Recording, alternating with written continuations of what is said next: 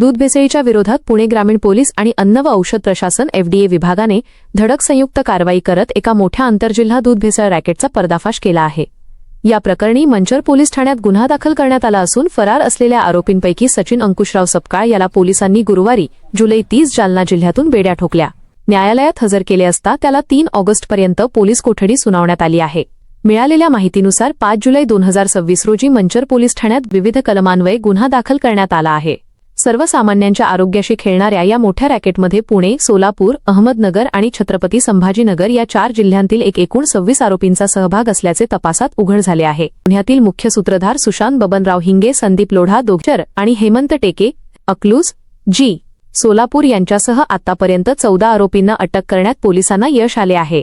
उर्वरित 13 आरोपी फरार असून पोलीस त्यांच्या मागावर आहेत। फरार आरोपींच्या शोधात असताना गुन्ह्यातील आरोपी क्र. 9 सचिन अंकुशराव सपकाळ वय 28 जालन्यात असल्याची पक्की बातमी पोलिसांना मिळाली। त्यानुसार पथकाने कारवाई करत जुलै 30 रोजी त्याला अटक केली।